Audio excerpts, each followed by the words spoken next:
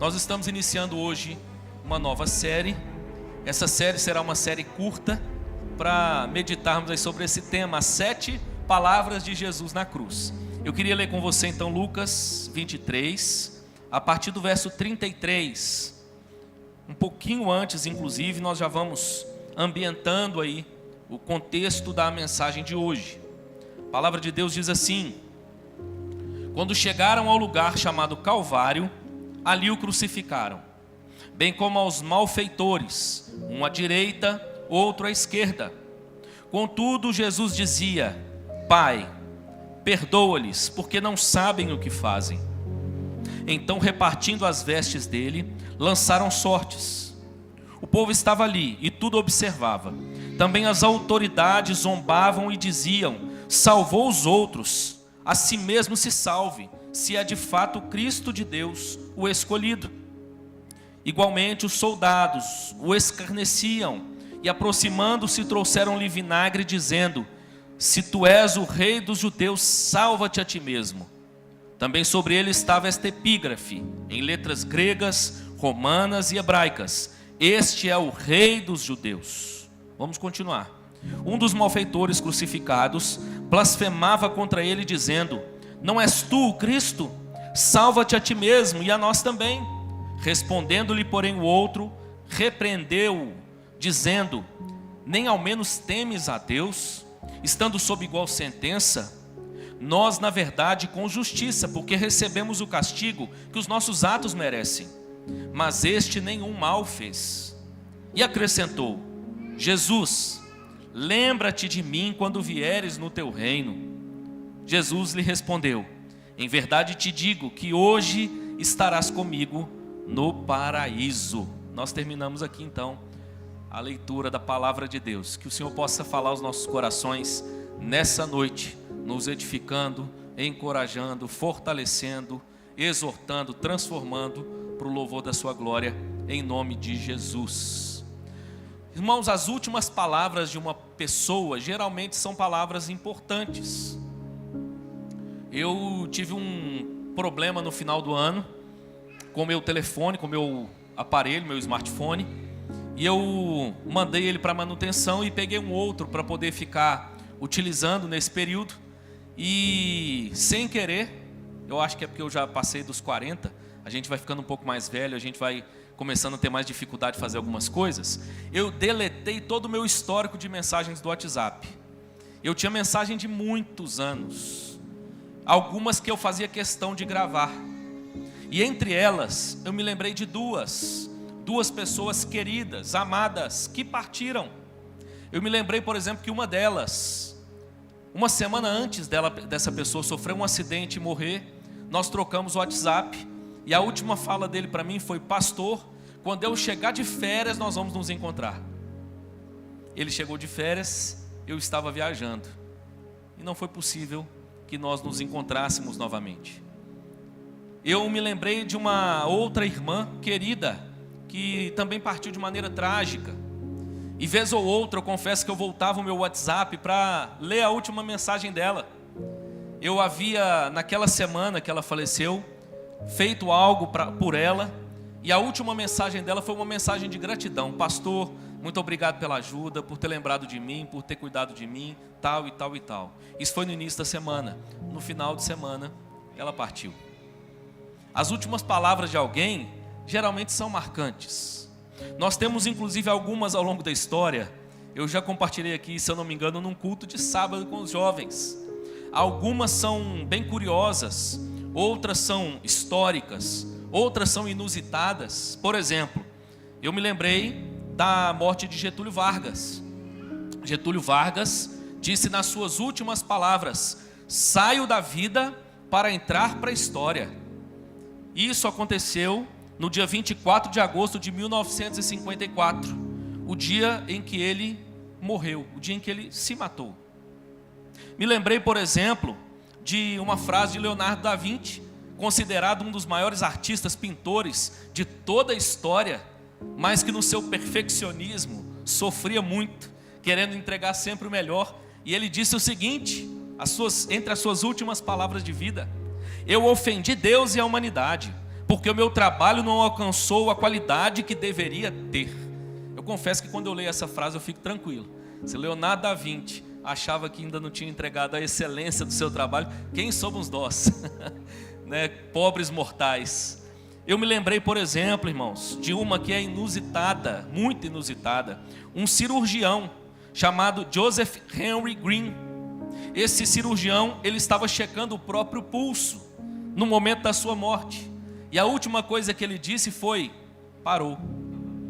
Olha que inusitado. E ele faleceu como resultado de um ataque cardíaco. Eu me lembrei, irmãos, de uma que eu citei aqui num outro sermão para os jovens, que a mim, eu confesso que me toca e eu volto com certa frequência, de um jovem pregador chamado Robert Murray McCheyne. Na sua época ele foi considerado um grande pregador puritano. Dizem que ele era jovem e que por onde ele passava era impactante a sua presença, um grande avivalista, um grande evangelista. Mas morreu muito cedo, morreu muito jovem. E o que a biografia dele diz é que ele se ocupou excessivamente com seus afazeres e não cuidou da própria saúde. Mesmo estando doente, ele entendeu que poderia deixar esse cuidado para depois. E de repente a sua saúde se agravou. E ele disse o seguinte no seu leito de morte: Deus me deu uma mensagem para entregar e um cavalo para cavalgar. Infelizmente matei o cavalo e agora não tenho como entregar a mensagem. Olha que triste. Ele entendendo que as suas escolhas haviam feito com que ele prejudicasse a própria saúde e aquela mensagem tão nobre e gloriosa que ele tinha prazer em entregar, agora ele não podia mais. As últimas palavras de um homem são importantes. Por que eu estou dizendo isso? Porque nós então chegamos ao tema da nossa mensagem, as 7 palavras da cruz. E nós precisamos explicar o que é isso. Porque, por exemplo, uma pessoa essa semana me perguntou se a última frase de Jesus tinha 7 palavras. E não é isso, ok? Não é isso. O sermão conhecido como as 7 palavras da cruz, pregado por muitos, às vezes como um único sermão.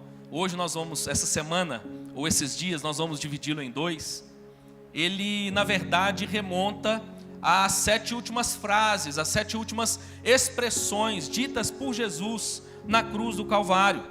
A Páscoa, mesmo no Antigo Testamento, apontando para Cristo, ela se tornou uma ordenança, uma festa que o povo de Deus devia celebrar. Ela apontava para a redenção do povo de Deus, apontando para Cristo.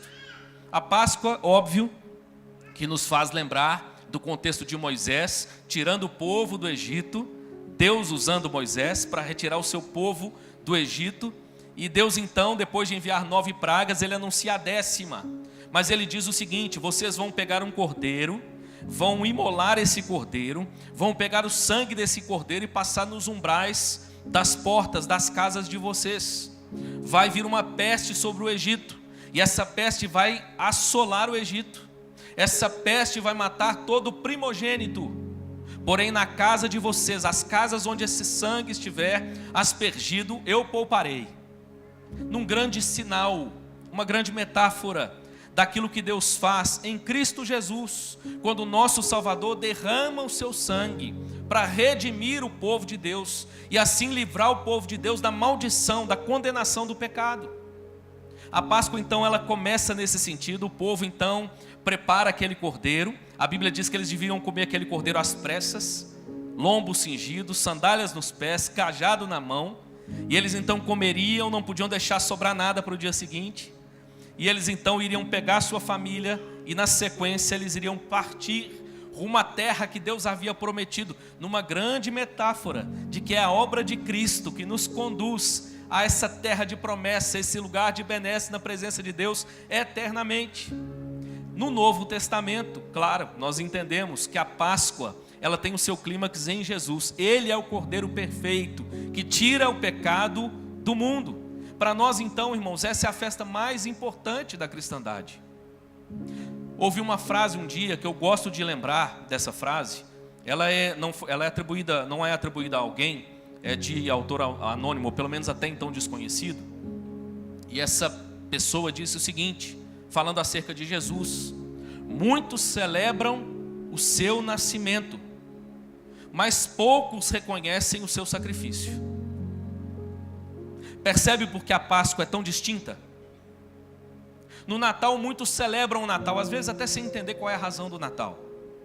Mas o Natal, a vinda de Cristo, o nascimento de Cristo, faz sentido ainda mais pleno quando Ele cumpre a sua missão e faz com que a sua obra seja consumada na cruz do Calvário.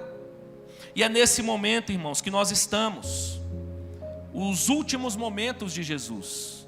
Claro, se nós dermos uma olhada para os evangelhos, nós vamos perceber que os evangelhos, eles dedicam boa parte da sua escrita, do seu conteúdo, à última semana de Jesus. Por exemplo, se você der uma olhada no evangelho de João, já no capítulo 13, ele vai anunciar que estava chegando a hora. O restante do evangelho vai tratar desses últimos dias, esses últimos momentos de Jesus. Esse sermão, irmãos, na verdade, ele coloca a lente num pedaço de tempo ainda mais curto. E nós vamos ouvir então as últimas, e ver e ler as últimas 3 horas de vida de Jesus. Claro, você vai perceber que é um sermão temático. Nós vamos precisar ir para outros textos para poder ouvir as últimas frases de Jesus. Mas eu quero então resumir agora nessa introdução, na verdade, aquilo que eu penso sobre todo esse sermão. Eu quero afirmar, meu irmão, que na minha opinião, viu? O maior sermão de Jesus não foi o sermão do monte. Aliás, não foi o sermão do monte, mas foi o sermão no monte. O sermão do monte, é claro, é o primeiro grande sermão de Jesus, que lança luz sobre todo o seu ensino. Mas é no monte, na cruz do Calvário, que Jesus impacta a todos com as suas palavras.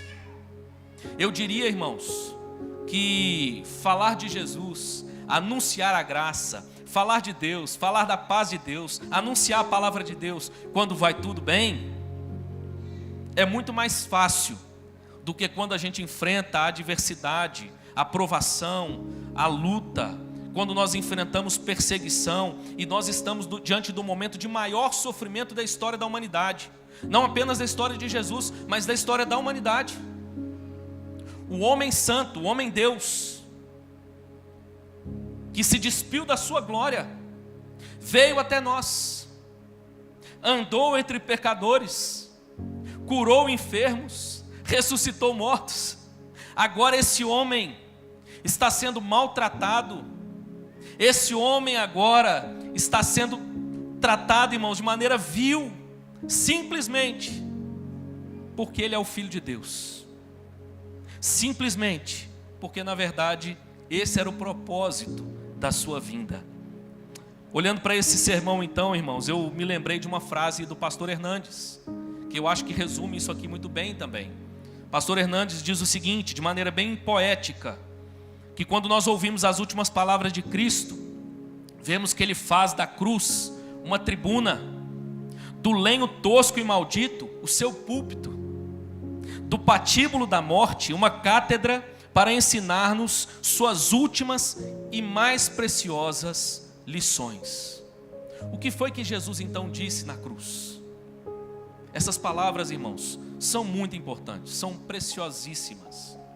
Nós vamos então, a partir de hoje, ouvir e meditar nessas 7 palavras de Jesus na cruz. A primeira delas, nós já lemos, é conhecida como a palavra do perdão. Quero ler com você novamente apenas o verso 34 de Lucas 23. Lucas 23, o verso 34 diz o seguinte: contudo, Jesus dizia: Pai, perdoa-lhes, porque não sabem o que fazem. Então, repartindo as vestes dele, lançaram sortes. Já que eu mencionei o pastor Hernandes, eu vou mencionar de novo. Pastor Hernandes, resumindo esse momento da cruz, de Jesus na cruz, ele diz ainda algo muito bonito. Ele diz o seguinte: Judas o traiu a Jesus por dinheiro, os sacerdotes o entregaram por inveja, Pilatos o condenou por covardia, os soldados o maltrataram por maldade, a multidão pediu seu sangue por cegueira e ignorância. E lá está Jesus na cruz, traído por todos, negado por todos, perseguido por todos, maltratado por todos. Lá está o nosso Senhor Jesus na cruz do Calvário. E o que é que ele diz? Quais são as últimas palavras? A primeira delas é uma palavra de perdão. Nessa palavra de perdão, irmãos, nós vamos identificar aqui 3 atitudes de Jesus. A primeira delas é que Jesus perdoa os seus algozes. Quando ele diz ao Pai: Pai, perdoa-lhes o que fazem, ele está já declarando que ele os perdoou. Na medida em que ele clama o perdão de Deus, ele está declarando diante dos homens que ele os está perdoando. A primeira coisa que nós encontramos é Jesus perdoando os seus algozes. É interessante que essa mesma expressão foi usada tempos depois por Estevão. Perseguido por pregar a palavra de Deus, Estevão é apedrejado, e enquanto é apedrejado, a Bíblia diz que ele diz: Pai, perdoa-lhes, porque eles não sabem o que fazem. Essa expressão ficou marcada no coração dos discípulos de Jesus, e deve ficar marcada no meu e no seu coração também. Jesus perdoa os seus algozes. Segundo, Jesus defende os seus algozes. Jesus está dizendo diante do Pai: Pai, perdoa-lhes, porque eles não sabem o que fazem. Jesus está advogando aqui pelos seus algozes. Que espantoso, irmãos, que chocante. Mas ainda uma terceira atitude: Jesus está intercedendo pelos seus algozes. Ele diz: Pai, perdoa-lhes, porque não sabem o que fazem. E é interessante que, falando acerca dessa intercessão, ela é um cumprimento profético. Lá em Isaías 53, o verso 12, diz assim: Por isso eu lhe darei muitos como a sua parte, e com os poderosos repartirá ele o despojo, porquanto derramou a sua alma na morte, foi contado com os transgressores, contudo levou sobre si o pecado de muitos, e pelos transgressores intercedeu. Está lá em Isaías 53, verso 12. Jesus cumpriu cabalmente todas as profecias do Antigo Testamento, inclusive a que dizia que ele intercederia pelos seus algozes. É interessante, irmãos, eu vi vários comentaristas dizendo e opinando que essa expressão é como se ela tivesse um papel de representar a longanimidade de Deus que seria derramada sobre aquela geração. E ao invés de um juízo que alcançaria aquela geração de imediato, esse juízo durou cerca de 40 anos.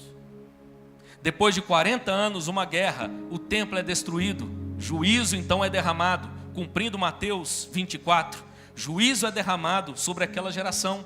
Mas alguns estudiosos vão dizer, essa expressão de Jesus é como Deus declarando a longanimidade dele para aquela geração. E por que não dizer, declarando a longanimidade de Deus sobre todas as gerações. Irmãos, que ensino maravilhoso, que verdade preciosíssima. Eu diria que essa primeira palavra de Jesus, ela tem como papel destruir duas coisas. Ela tem o poder de destruir duas coisas. Primeiro, a culpa pessoal. Segundo, a ausência de perdão. Quando nós ouvimos Jesus declarando perdão ao mais vil dos seus algozes, fica claro para nós que ele veio cumprir a sua missão de perdoar pecados. A Bíblia afirma que todos nós somos pecadores, que precisamos do perdão de Deus e que não há nada que nós façamos de nós mesmos para recebermos esse perdão. Quantas pessoas sofrendo, amarguradas, entristecidas, noites sem dormir por conta da culpa. A beleza desse sermão é que ele nos lembra que Jesus Cristo veio para remover a nossa culpa. Ele veio perdoar pecados. Não sei quanto a você, meu irmão, eu tenho 43 anos, desses 43, 40 vividos dentro de uma igreja. Desses 43, agora 13, é o 13º ano como um pastor da igreja do Senhor Jesus.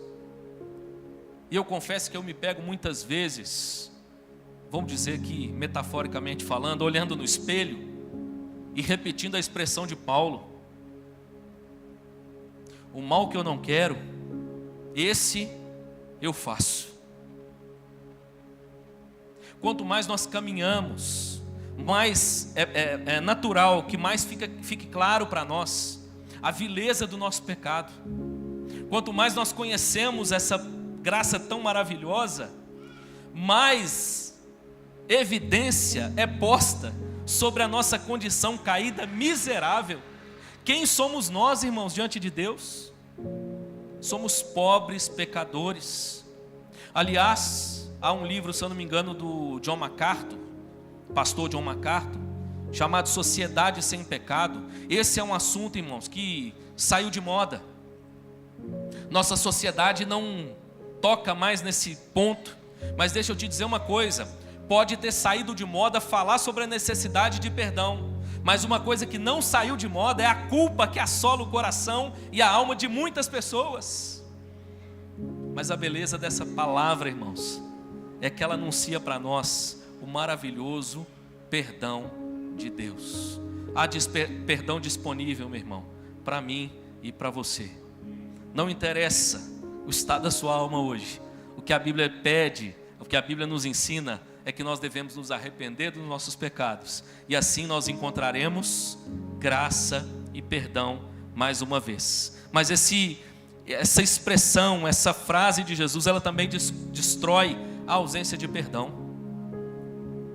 Pelo exemplo de Cristo, nós aprendemos que nós também devemos perdoar. Irmão, se há algo que é distintivo na fé cristã e que choca tanto, é justamente a presença do perdão. Porque fomos perdoados, nós somos ensinados a perdoar. Quem estava aqui domingo ouviu o Hudson, por exemplo, nosso irmão missionário, pregando e dizendo de uma experiência que ele viveu no campo missionário. Foram distribuir uma marmita, e por causa dessa marmita, para um grupo de pessoas necessitadas, trabalhando em trabalho escravo, por causa dessa marmita, os algozes ali presentes vieram e começaram a bater nas pessoas. E inclusive o moço que dirigia o carro para levar ali os alimentos, eles pegaram e bateram nele, e não paravam de bater. E eles então entraram no carro, o líder da missão, e tirou eles dali, e eles choraram muito. Isso foi o relato dele aqui, se eu não me engano, no domingo à noite. E eles choraram muito. Mas, irmãos, depois, um desses homens que estava fazendo a guarda deles veio conversar com eles. Depois de vários dias, eles descobriram que falava a mesma língua. E ele veio perguntando: como assim? Como é que vocês conseguem chorar por alguém que não é da sua família? Por alguém que vocês não conhecem? Como assim? Como é que vocês conseguem chorar por alguém nessa condição? Maravilhados, irmãos, por perceber algo que o Evangelho faz dentro de nós. O Evangelho, na medida em que nos torna parecidos com Cristo, faz com que nós copiemos sim o seu exemplo. E isso inclui a natureza do perdão. Meu irmão, eu quero te lembrar isso nessa noite. Quando nós olhamos para essa história, há duas questões importantes então aqui para serem tratadas. A primeira, nós somos ensinados sobre o perdão de Deus a nós. Mas a segunda é que nós somos exortados a também perdoarmos aqueles que nos ferem. Isso não é uma opção, isso é uma necessidade. Deixa eu te dizer uma coisa que eu fiz questão de anotar para resumir o que eu queria dizer. O maior beneficiário do perdão é quem perdoa. Perdoar atrofia a raiz da amargura. Jesus disse que seu jugo é suave e seu fardo é leve. Quem não perdoa está negando o convite gracioso de Jesus para trocar o fardo pesado da amargura pelo fardo leve do perdão. Lembre-se, se o seu fardo está muito pesado, é porque este não é o fardo de Cristo. Talvez você que me ouve nessa noite tenha carregado um fardo enorme, porque não consegue perdoar alguém. Ouvir essa palavra maravilhosa de Jesus é um lembrete para nós, de que nós podemos e devemos perdoar também uns aos outros. O maior beneficiário somos nós. Assim como o maior prejudicado é aquele que não perdoa. Aquele que não perdoa carrega alguém com quem ele não quer conviver para todo lugar que ele vai. De repente ele se sentiu ferido por alguém. Ele sai de férias, ele vai descansar. ele está de frente para o mar, olhando para a praia, mas ele está lembrando daquele que o feriu. Ele quer ter uma noite de sono, ele quer descansar, ele deita a cabeça no travesseiro, e ele lembra daquele que o feriu. Ele quer ter um momento em família, ele vai para um restaurante, e de repente ele lembra daquele que o feriu. Meu irmão, a graça de Deus é tão grande, que ela não só oferece a nós perdão, como ela nos habilita também a perdoar uns aos outros. Essa, irmãos, é a palavra do perdão. Que Deus nos dê graça para nos apropriarmos dessa verdade tão preciosa, mas também para praticarmos essa verdade tão preciosa, perdoando também uns aos outros. Segunda palavra que nós encontramos ainda no texto que nós lemos, está no verso 43. Quero te convidar a olhar lá comigo, por favor. Lucas 23, 43. O texto diz o seguinte: Jesus lhe respondeu: em verdade te digo que hoje estarás comigo no paraíso. Se você acompanhou a leitura, percebeu, há um discorrer aqui do texto. O texto diz então que o nosso Senhor Jesus foi crucificado entre dois malfeitores, um à direita, outro à esquerda. Sobre a sua cabeça foi colocada uma placa escrita em 3 línguas: este é o Rei dos Judeus, em grego, em letras gregas, romanas e hebraicas. Havia ali então um anúncio da condição ou da pena que foi imposta, a qual a causa, do que Jesus Cristo era acusado. Ele era acusado de dizer que ele era o Rei dos Judeus. E o texto então, a partir do verso 39, vai mostrar o que esses homens disseram na cruz. O texto diz que primeiro um dos malfeitores começou, no verso 39, a blasfemar contra Jesus. E ele diz então: não és tu o Cristo? Salva-te a ti mesmo e a nós também. O texto diz então que, respondendo-lhe porém o outro, verso 40, o repreendeu dizendo: nem ao menos temes a Deus, estando sob igual sentença? Olha que interessante. 2 pessoas na cruz, e aqui eu não tenho como escapar, irmãos. Um lembrete do sermão do monte, onde Jesus, quando caminha para o fim do sermão, ele fala sobre 2 caminhos. Ele fala sobre aquele que edifica a sua casa sobre a areia e aquele que edifica a sua casa sobre a rocha. E ele diz que há apenas 2 caminhos: um largo que conduz à perdição, uma porta larga que conduz à perdição, e um caminho estreito, uma porta estreita que conduz à salvação. E aqui agora estão diante de Jesus, ou ao lado de Jesus, 2 ladrões, um crucificado à sua direita, outro crucificado à sua esquerda. E o primeiro, que já sofrendo, deveria no mínimo se ocupar do seu próprio sofrimento, ainda se vale daquele momento para no mínimo zombar, debochar de Jesus na cruz. E o outro chega a dizer para ele: você não percebeu que você está na mesma condição? Nem estando na mesma condição sua ficha não caiu? E nem aqui você teme a Deus? Continua usando essa boca velha sua para falar besteira? Olha que interessante, irmãos. Aí o verso 41: nós na verdade com justiça, porque recebemos o castigo que os nossos atos merecem, mas este nenhum mal fez. Que coisa, irmãos. Um ladrão que reconhecia que a sua sentença era justa. Um ladrão que reconhecia a sua culpa publicamente. Isso é raro, irmãos. Isso é muito raro. E aqui um ladrão então não apenas reconhece que a sua sentença era justa, ele não apenas reconhece a sua condição, mas ele diz o seguinte, verso 42: e acrescentou: Jesus, lembra-te de mim quando vieres no teu reino. Não sei se você percebeu, mas de certa forma os 2 estão fazendo pedidos. Um de maneira mais debochada, dizendo assim: você é mesmo esse Salvador que você diz que é? Então salva você e salva a gente. O outro, de maneira agora respeitosa, reverente, com o coração agora demonstrando certo temor. Ele diz o que nós acabamos de ler: lembra-te de mim quando vieres no teu reino. E qual foi a resposta de Jesus? A belíssima resposta de Jesus, que nós lemos no verso 43. Em verdade te digo, que hoje estarás comigo no paraíso. E aqui, irmãos, nós recebemos a palavra da salvação. A belíssima palavra da salvação.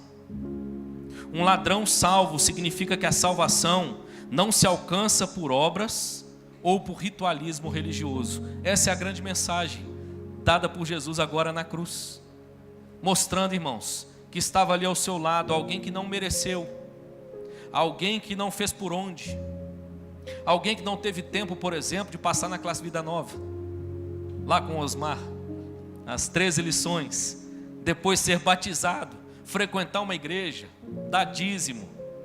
Alguém que não teve tempo, irmãos, de fazer muitas coisas, que infelizmente tem feito algumas pessoas se julgarem melhores do que outras por causa delas. Tem feito muitas pessoas acharem que por causa dessas coisas, elas merecem o bem de Deus. Essa semana eu conversei com cristãos, e na conversa a gente trocava algumas palavras, e eu disse a eles algo que eu vi, claro, há muito tempo atrás, mas que para mim, irmãos, é uma verdade que me acompanha. Não nos devia nos espantar, irmãos, o fato de pessoas boas sofrerem, de coisas boas, de coisas ruins acontecerem a pessoas boas. Deveria nos espantar, irmãos, o fato de coisas boas acontecerem a pessoas ruins. Não sei se você entendeu o que eu quero dizer, mas geralmente quando nós estamos sofrendo, o nosso sentimento é assim: eu não mereço passar por isso. Eu sou um cristão fiel, eu sou um cristão tão dedicado, eu sou uma boa pessoa, eu não mereço sofrer. Diante do sofrimento, irmãos, a nossa reflexão deveria ser ao oposto.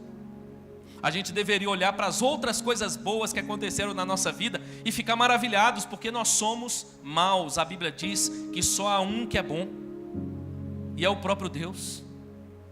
Mas como pode seres tão ruins, pecadores, miseráveis, ainda receberem tantas coisas boas de Deus, e Deus derrama essas coisas boas sobre todos os pecadores, independente do credo, independente do lugar onde eles moram, independente da condição onde eles estão, se estão vivos, se gozam de qualquer benesse, não é porque merecem. O ladrão na cruz é um lembrete para nós, irmãos, de que na verdade nenhum de nós merece nenhum bem.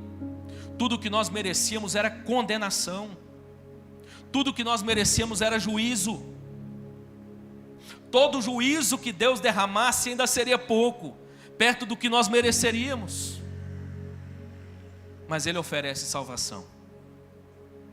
Ele oferece a graça da salvação. Essa é a mensagem maravilhosa, irmãos, que nós encontramos aqui. Claro, não estou aqui desfazendo de tudo aquilo que diz respeito à vida religiosa, a classe Vida Nova, batismo, o ingressar numa igreja, ser fiel nas suas contribuições. Mas, irmãos, nós precisamos nos lembrar que tudo isso é resultado da salvação e não meio para tal. O ladrão na cruz é um lembrete para nós acerca dessa verdade. Como está o estado da sua alma nesse mês, à medida que nós aproximamos a Páscoa? Será que você ainda se alegra e celebra a sua salvação como no começo? Eu te digo que nós deveríamos celebrar ainda mais, à medida que amadurecemos em perceber qual é a nossa condição e o que é que Cristo fez por nós. É interessante, irmãos, que Jesus oferece a esse ladrão aqui não apenas a imortalidade.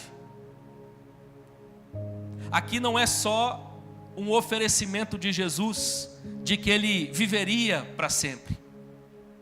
Jesus não oferece apenas imortalidade. Claro, irmãos, para seres finitos, mortais, ainda mais na medida em que nós nos deparamos com a morte, algo que nós desejamos é a imortalidade, é saber que há algo além, e que esse algo além é um paraíso criado por Deus, É um lugar perfeito criado por Deus. É um lugar que, como diz em linguagem figurada as Escrituras, onde as ruas são de ouro, onde as lágrimas são coletadas num grande cálice. Um lugar onde há provisão sem fim. Ah, irmãos, como isso é bom. Mas Jesus não ofereceu a ele apenas a imortalidade. Sabe o que Jesus ofereceu a ele também? Comunhão. A beleza do céu, irmãos, não é apenas a ausência do sofrimento. A beleza do céu não é apenas a ausência da morte. A beleza do céu, irmãos, do paraíso, é que Cristo estará lá. E nós estaremos eternamente com Cristo. Um lugar perfeito sem Cristo, irmãos, é um lugar imperfeito. E Jesus está dizendo para esse homem, não só que ele o oferecia a imortalidade, mas ele diz, eu mesmo estarei com você hoje no paraíso. Que beleza, irmãos, nós encontramos nessa expressão. Olha que interessante que diz Barclay. Ele diz também de maneira poética que a palavra paraíso é um termo persa que significa jardim murado. Quando um rei persa queria honrar de maneira especial a um de seus súditos, o convidava a acompanhá-lo a passear pelo jardim. Jesus prometeu ao ladrão arrependido algo mais que a imortalidade. Prometeu-lhe um honroso posto de acompanhante pelo jardim nos átrios celestiais. Olha que bonito, irmãos. A palavra que Jesus emprega, ela tem esse contexto persa. Quando o rei queria honrar um dos seus súditos, ele então convidava para um passeio, e eles então passeavam juntos pelo jardim. Jesus está dizendo a esse ladrão, não apenas que ele permitiria que ele acessasse ao seu paraíso, mas que ele mesmo estaria com ele, andando pelas ruas desse maravilhoso jardim de Deus. Que coisa linda, irmãos, nós encontramos aqui. Talvez nos escape, seja necessário que lembremos que nós, na verdade, somos peregrinos e forasteiros, e essa não é uma linguagem apenas do Novo Testamento. A Bíblia diz que nós fomos criados em um jardim perfeito, mas que desde a queda nós fomos expulsos deste lugar. E desde então a jornada do homem na terra passou a ser uma jornada de peregrinação. Essa é a história de Adão e Eva, peregrinos, fora do jardim de Deus, fora da sua casa. Mas essa é a história de tantos outros personagens. Essa é a história de Noé. Essa é a história de Abraão, saindo da sua terra, indo para a terra que Deus lhe mostraria. Essa é a história de Jacó, fugindo do seu irmão. Essa é a história de José, vendido para o Egito. Essa é a história dos demais filhos de Jacó, agora também no Egito, buscando provisão. Essa é a história de Moisés, 40 anos peregrinando pelo deserto, e chegando à porta da terra prometida, o Senhor dizendo para ele, já deu, sobe ao monte, que chegou a sua hora. Essa é a história, irmãos, do povo de Deus. Mas sabe qual que é a beleza também da nossa história? Que o nosso Senhor nos promete que vai não apenas nos introduzir no seu paraíso, mas vai estar conosco ali por toda a eternidade. Essa é a palavra da salvação. Quero terminar, irmãos, com uma expressão também que eu achei muito bonita, de Warren Wiersbe, comentando esse texto. Ele diz o seguinte: Lucas é o único escritor do Evangelho que registra a conversa entre Jesus e o ladrão. Como o ladrão sabia que Jesus tinha um reino? Provavelmente pela placa pendurada sobre a cabeça de Jesus. Verso 38. Como ele sabia que Jesus podia salvá-lo?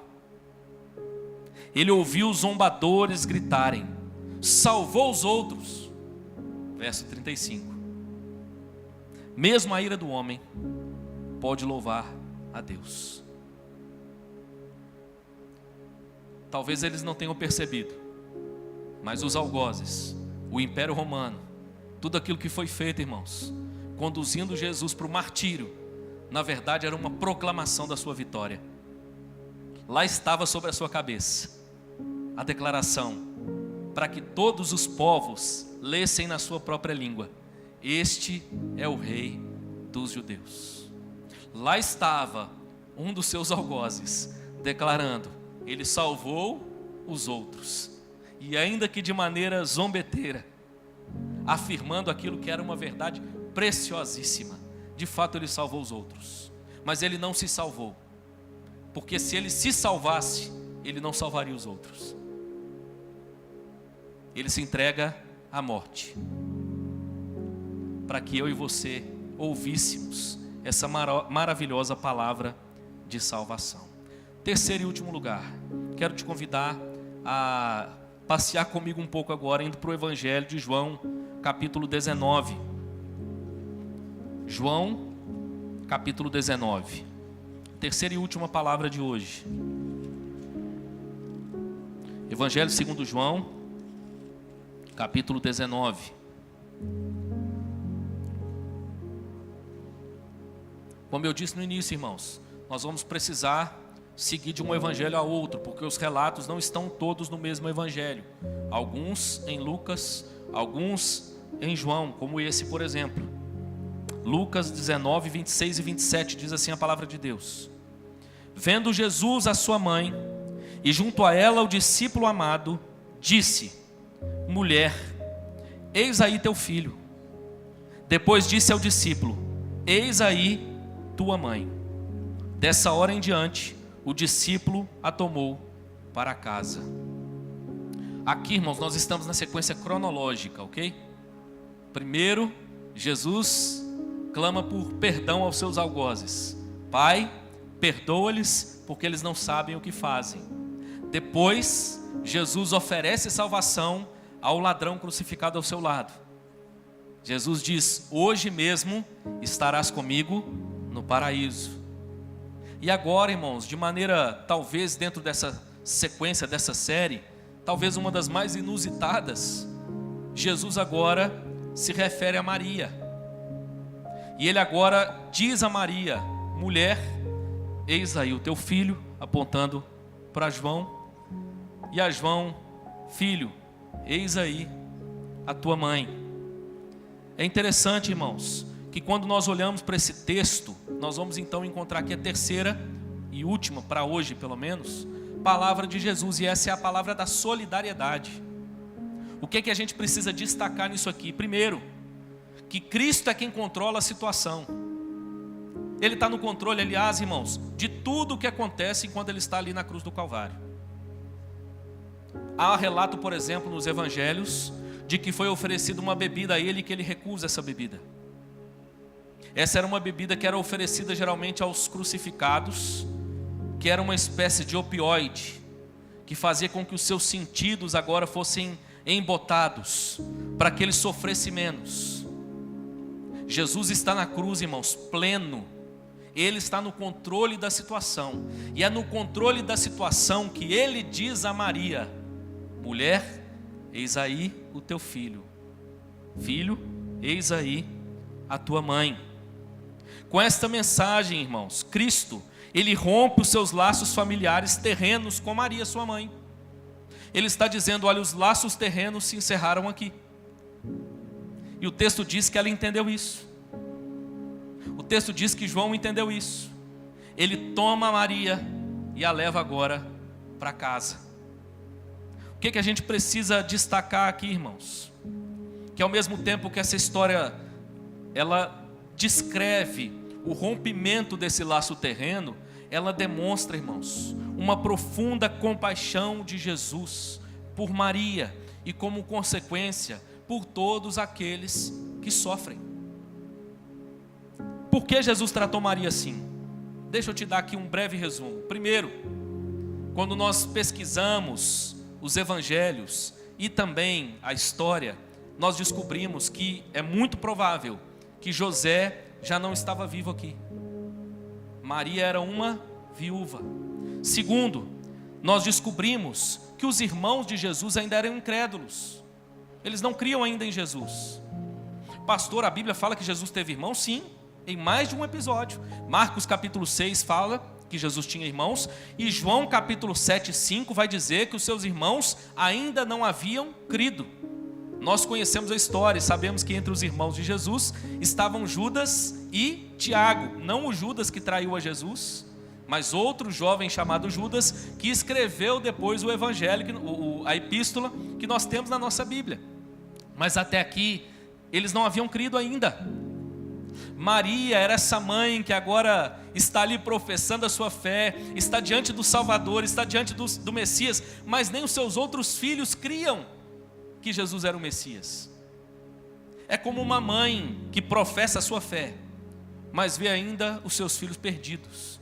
É para essa mãe que Jesus está falando. Terceiro, João Batista era filho de Salomé e portanto sobrinho de Maria, e também já estava morto. Lembra da alegria que ela ficou quando ela foi à casa de Salomé, e a Bíblia descreve o encontro das crianças no ventre. Maria ficou profundamente feliz, ficou meses na casa de Salomé. Mas aqui, irmãos, João Batista já estava morto. O sobrinho amado já havia partido, e agora era a vez dela chorar o seu próprio filho. Quarto, irmãos, Jesus está demonstrando o seu amor filial por sua mãe. Afinal de contas, estava diante dele aquela que o deu à luz. E o que é que nós podemos inferir aqui ainda, irmãos, de importante? É o caminho para o fim. Entendo eu, irmãos, que nós protestantes honramos Maria como ela deve ser honrada, mais do que qualquer outro. Quero te dar provas disso que eu estou afirmando. Primeiro, lá em João 2, verso 5, foi Maria mesmo quem disse: fazei tudo o que ele vos disser. Maria em nenhum momento pediu para que fosse feita a vontade dela, mas para que fosse feita a vontade de Jesus Cristo. Ainda, irmãos, quando nós olhamos para os escritos do Novo Testamento, quero destacar uma estatística que disse para uma pessoa essa semana que eu gosto dessas estatísticas. Quero destacar uma aqui. 201 vezes nós vemos o nome Jesus sendo mencionado no Evangelho segundo Mateus. 160 vezes o nome de Jesus é mencionado no Evangelho segundo Marcos. 190 vezes o nome Jesus é mencionado no Evangelho de Lucas. 269 vezes o nome de Jesus é mencionado no Evangelho segundo João. Nós temos 820 menções ao nome de Jesus apenas nos 4 evangelhos. Sabe quantas vezes o nome de Maria é mencionado em todo o Novo Testamento? 56 vezes. Mas isso inclui Maria Madalena e todas as outras Marias. O Evangelho, o Novo Testamento, irmãos, não é sobre Maria, é sobre Jesus. É muito claro isso na teologia do Novo Testamento. A própria Maria entendeu isso. A própria Maria diz, por exemplo, no seu cântico tão famoso, que ela sabia, que ela entendia que Deus era o seu Senhor.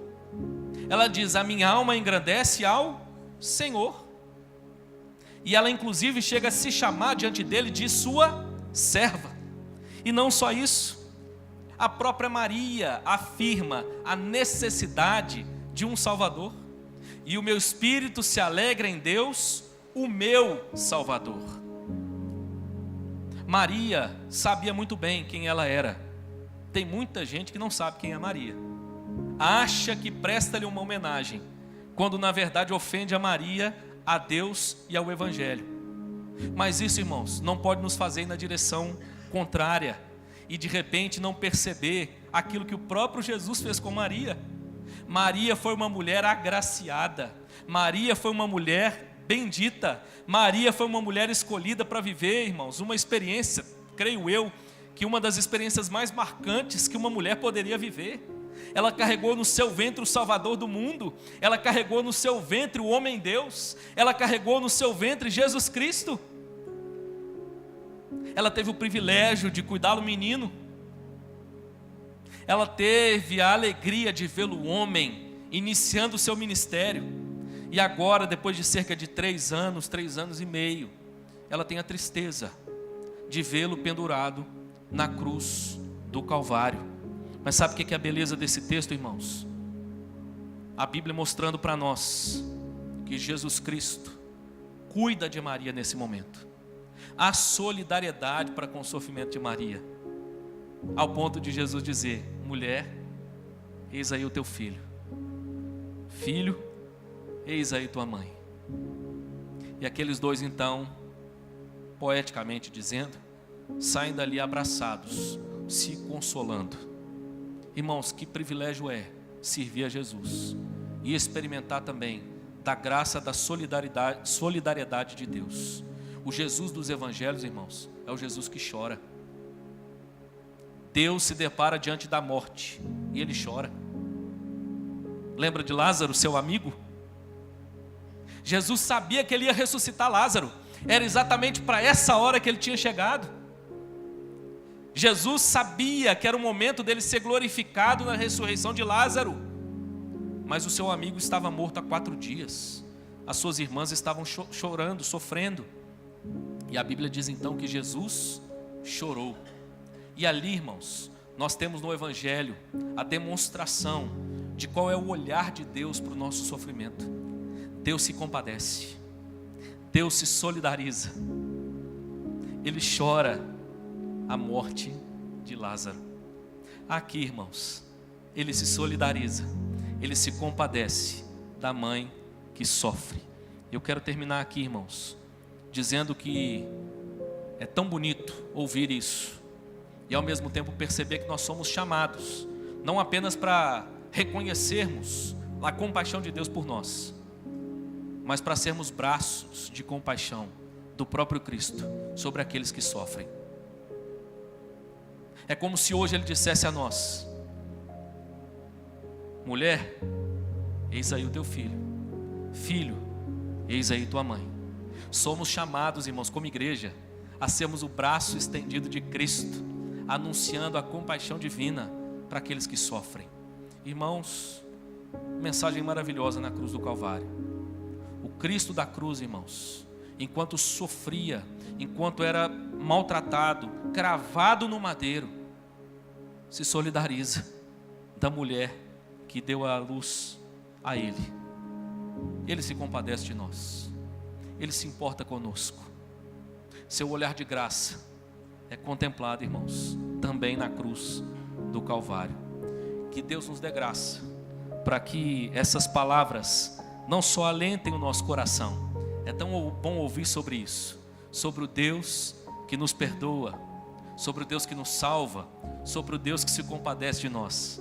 Mas que Deus nos dê graça, irmãos, para que nós sejamos também instrumento de perdão, instrumento de salvação, instrumento de compaixão para a glória do seu nome, em nome de Jesus.